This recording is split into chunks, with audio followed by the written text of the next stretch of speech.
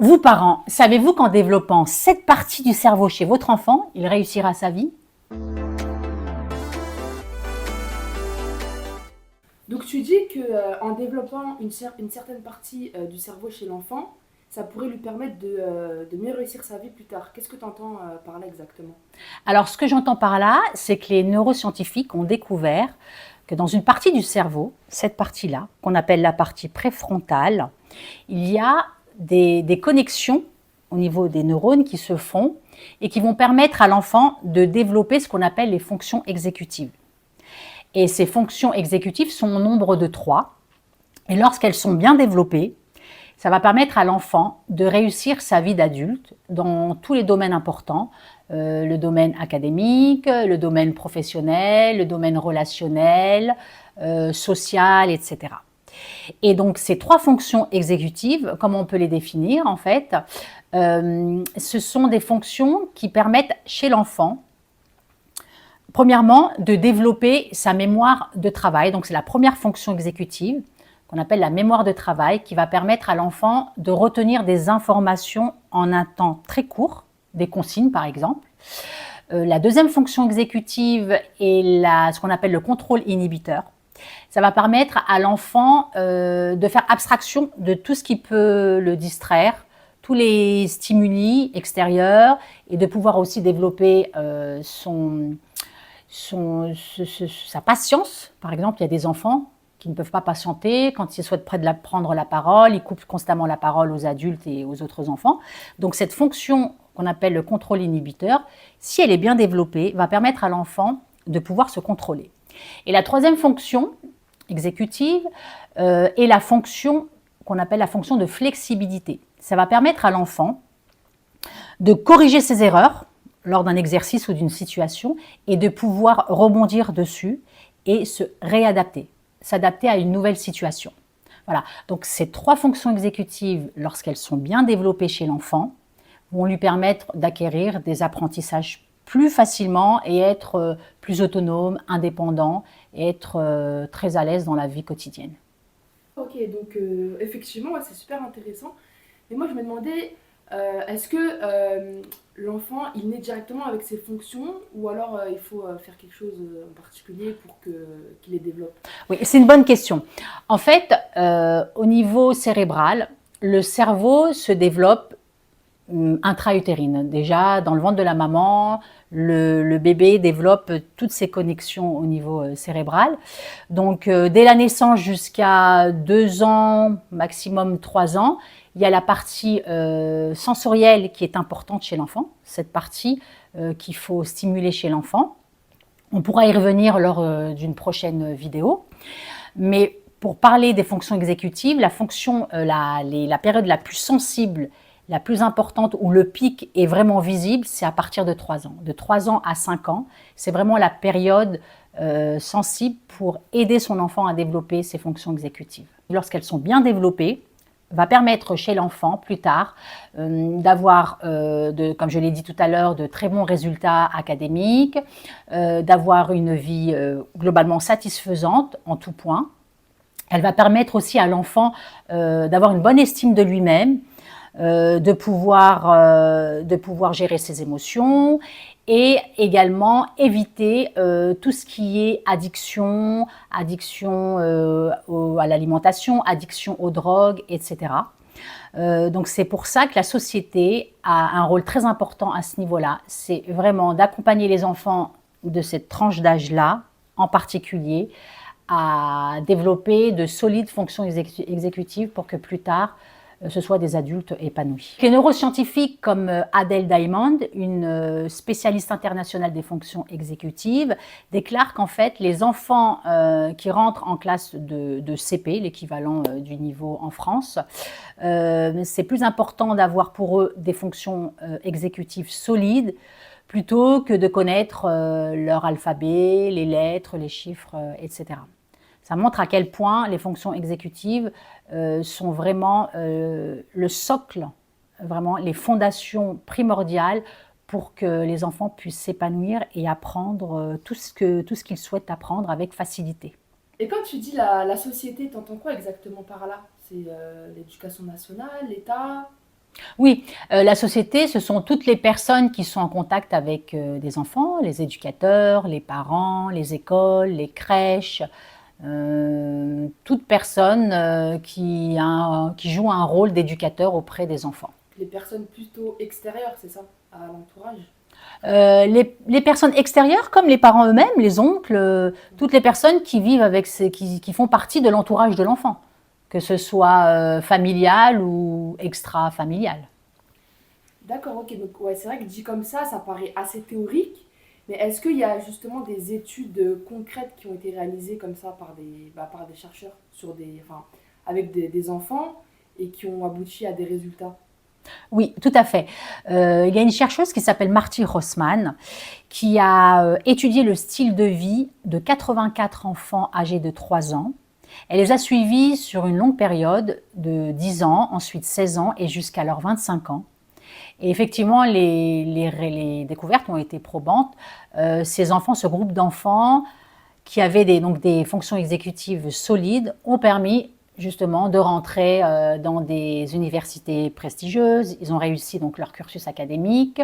Des personnes qui sont très à l'aise avec le relationnel, qui peuvent gérer leurs émotions et tout ce que j'ai cité au début.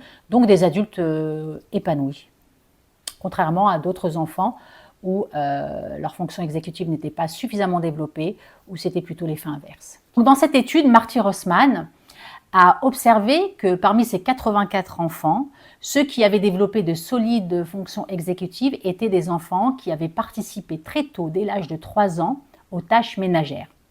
Ces tâches ménagères sollicitent les 3 fonctions exécutives, ce qui ont permis justement à ces enfants de développer solidement leurs fonctions exécutives. Ok, donc tu dis que en faisant des tâches ménagères, donc c'est ça qui va permettre à l'enfant de développer ses fonctions exécutives et d'être épanoui. Mais quand tu dis tâches ménagères, enfin, c'est quoi exactement? Parce que là, je suis en train d'imaginer, là, enfin, j'ai un enfant de 4 ans, 3 ans. Qu'est-ce que je peux lui faire faire? Enfin, surtout à 3 ans, par exemple. Si j'ai un enfant de 3 ans, qu'est-ce que je vais lui faire faire comme tâche ménagère? Ah bien, les tâches ménagères sont diverses et variées. Vous pouvez laisser votre enfant passer le balai, par exemple, passer l'éponge. Vous êtes tout près de lui, donc vous pouvez observer ce qu'il fait, vous pouvez contrôler ses gestes, il n'y a aucun souci. La chose primordiale qu'il faut faire, c'est de le laisser faire et de n'intervenir vraiment que lorsque c'est nécessaire. Donc, concernant les produits ménagers toxiques, vous allez éviter ça, vous allez plutôt lui présenter du savon de Marseille pour nettoyer la table, ou je ne sais pas, passer le balai, c'est tout simple. Vous aider à éplucher par exemple les légumes en faisant très attention. Donc le plus important, c'est de lui proposer des choses réelles, vraiment du matériel réel pour que ce soit cohérent avec son apprentissage dans ce monde-là dans lequel il évolue. Donc il n'y a pas de souci, vous avez vraiment l'embarras du choix. Le plus important, c'est de l'accompagner dans ce que vous faites au quotidien. Des choses qui lui sont accessibles, bien sûr. D'accord. Et mis à part les tâches ménagères, est-ce qu'il y a d'autres méthodes, d'autres outils Oui, bien qui sûr. pourraient Donc, aider? on parle de tâches ménagères parce que c'est le plus simple dans une maison. Donc, les parents ont accès à ce genre d'activité au quotidien. Donc, il n'y a pas besoin d'organiser une activité spécifique pour développer de solides fonctions exécutives chez l'enfant. Tout simplement, dans la vie quotidienne, tout ce que vous faites au quotidien, vous invitez votre enfant à y participer. Ensuite, si vous souhaitez développer d'autres choses pour varier les activités, tout ce qui est en rapport avec la vie quotidienne, le jardinage par exemple, les activités qui sont plutôt ludiques, mais ludiques utiles, hein, c'est-à-dire un puzzle, mais un puzzle avec de vraies images concrètes. Lui demander par exemple, voilà, faire du vélo, ça permet aussi de développer les fonctions motrices qui font partie aussi des fonctions exécutives. Une balade en forêt, s'arrêter, découvrir des fleurs, découvrir la végétation, permettre à l'enfant de découvrir tout ce qui l'entoure. Voilà, c'est vraiment, il n'y a pas d'activité type, c'est tout ce qui se présente au quotidien. Toutes ces choses-là vont permettre à l'enfant de développer ses fonctions exécutives. Et les jeux actuels qu'on présente aux enfants dans les magasins, est-ce qu'ils sont adaptés justement pour qu'ils puissent développer leurs fonctions exécutives? Oui, là, c'est un gros souci. Dans les sociétés modernes comme la nôtre, on a tendance à penser que les enfants ont besoin d'objets spécifiques pour développer leurs fonctions exécutives, leurs fonctions motrices, cognitives, etc. Et c'est une erreur. L'enfant a besoin d'évoluer dans un monde réel. L'enfant est arrivé dans ce monde avec des outils, des fonctions qui lui permettent d'apprendre dans ce monde qui lui appartient. Donc, c'est une grosse erreur de donner à l'enfant des objets qui ne sont pas réels, car ce n'est pas à travers ces objets qu'il va pouvoir apprendre le monde dans lequel il va évoluer plus tard. Donc, c'est très important de lui présenter des objets concrets, des activités concrètes qui ont du sens. L'enfant a besoin de sens pour apprendre. Oui, parce que maintenant, actuellement, les jeux qui sont proposés aux enfants de 3 à 5 ans, c'est très lumineux, c'est très bruyant. Complètement, complètement. Ça les stimule plus de la mauvaise façon. Ça va plus les stresser qu'autre chose parce que ça va solliciter beaucoup plus de sens à la fois, alors que l'enfant a besoin de développer surtout quand ils sont petits, avant 3 ans, au niveau sensoriel, l'enfant a besoin de développer chaque sens de façon approfondie. Et les jouets qu'on présente dans les supermarchés, malheureusement, proposent une multitude de stimulations pour l'enfant, et ça va faire que le stresser davantage plutôt que entre guillemets, de l'éduquer et de développer ses fonctions cognitives. Et les écrans après 3 ans? Alors, les écrans, oui, c'est une bonne question. Les écrans, c'est pareil, c'est comme les jeux qui stimulent trop la concentration de l'enfant, inutilement d'ailleurs. Donc, moi, je mettrais au même niveau la télé, les dessins animés et les jeux qu'on propose aux enfants qui font des bruits assourdissants et qui ont des couleurs très vives qui ne sont pas très bénéfiques pour le développement de l'enfant. Et moi, je suis maman d'un petit garçon de 7 ans. Et après avoir écouté tout ce que tu nous as dit aujourd'hui, je me demande si c'est pas trop tard du coup pour lui, pour qu'on puisse développer ensemble ses fonctions exécutives. Ça, c'est une très bonne question. Alors, c'est vrai qu'on parle de période sensible de 3 à 5 ans, la période explosive où l'enfant demande activement à ce qu'on l'aide à développer ses fonctions exécutives. Il n'est jamais trop tard. Les neurosciences ont découvert que, merci mon Dieu, qu'on a toute la vie pour développer ses fonctions exécutives, ce qu'on appelle la plasticité cérébrale. Le cerveau continue à se développer jusqu'à la fin de la vie et ce qui est se développer dans le sens où des connexions se font et se feront jusqu'à la fin de la vie.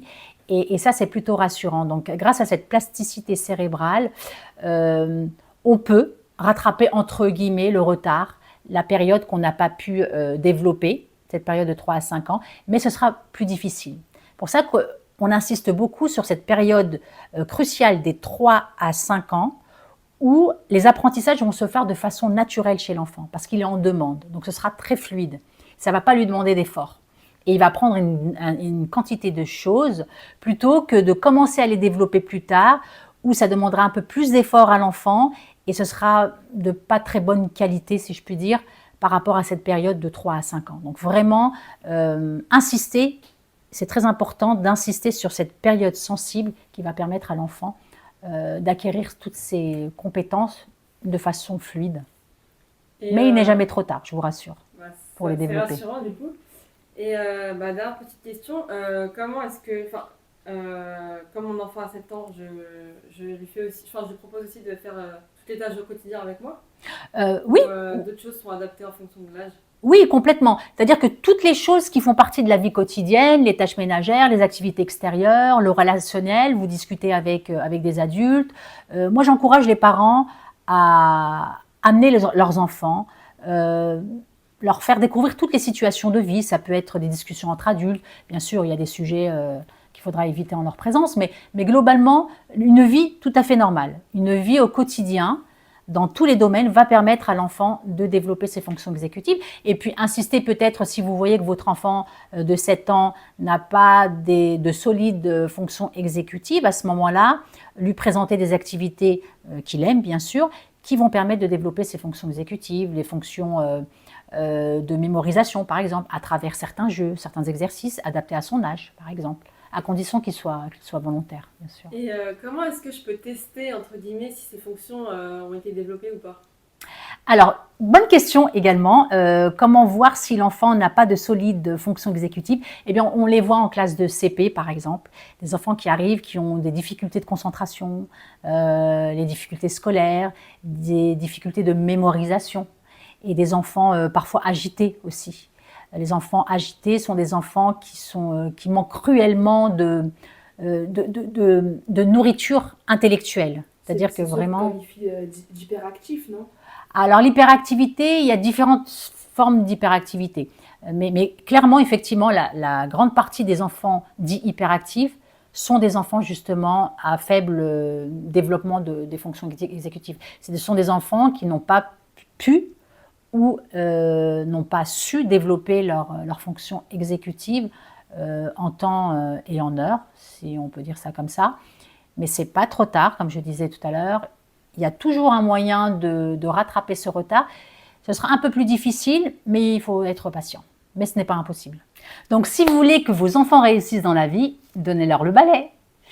Merci d'avoir suivi la vidéo jusqu'au bout. Vous pouvez la liker si elle vous a plu. N'hésitez pas à poser des questions ou à noter vos commentaires. J'y répondrai avec plaisir. Et surtout, abonnez-vous pour pouvoir recevoir toutes les informations concernant mes prochaines vidéos sur les neurosciences en éducation précoce. Et je vous dis à la prochaine vidéo.